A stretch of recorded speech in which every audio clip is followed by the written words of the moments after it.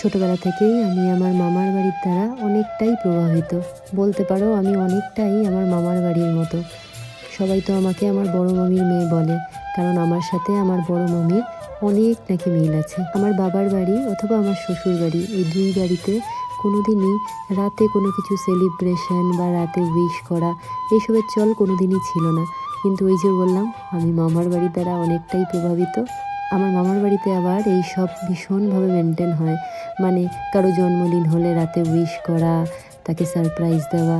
আর আমিও কাউকে সারপ্রাইজ দিতে আর সারপ্রাইজ পেতে দুটোই ভীষণ ভালোবাসি। কিন্তু আমার হাজব্যান্ড সারপ্রাইজ সেভাবে দিতেই পারে না জানো। আর সারপ্রাইজ পেতেও যে কতটা খুশি হয় সেই নিয়েও আমার কিন্তু অনেকটা সন্দেহ আছে।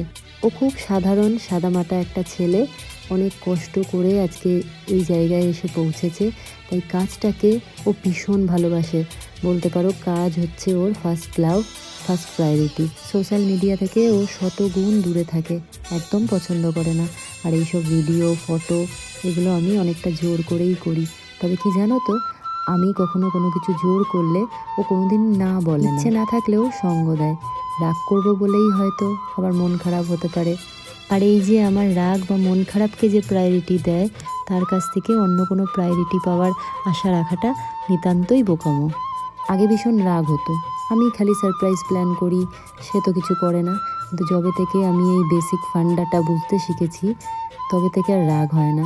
বরং আমাদের কোনো নিজেদের অনুষ্ঠানে আমি মন থেকে গুছিয়ে সবটা করি। রাত 12টায় কেক কাটবো বলে সেদিন টেবিলটা সুন্দর করে গুছিয়ে নিয়েছি। আর সাথে ও যে খাবারটা খেতে ভালোবাসে আমি সেরম কিছু রান্না করি।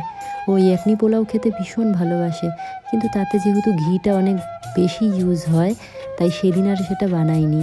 বানিয়েছিলাম সম্পূর্ণ অন্যরকম একটা হেলদি কিন্তু টেস্টি একটা রেসিপি। পরে তোমাদের সাথে আমি এই রেসিপিটা পুরোটা শেয়ার করব। এটা আমি অনেক দিন আগে একটা ভিডিওতে দেখেছিলাম, তবে পুরোটা সেই ভিডিওর মতো বানাইনি, একটু কিছু নিজেও অ্যাড করেছি। আমার নিজের বা আমার পরিবারের কারো স্পেশাল দিন এরমভাবে সেলিব্রেট করতে ভীষণ ভালো লাগে।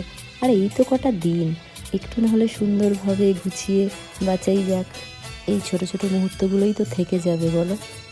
তোমরা ভালো থেকো, ভালো রেখো।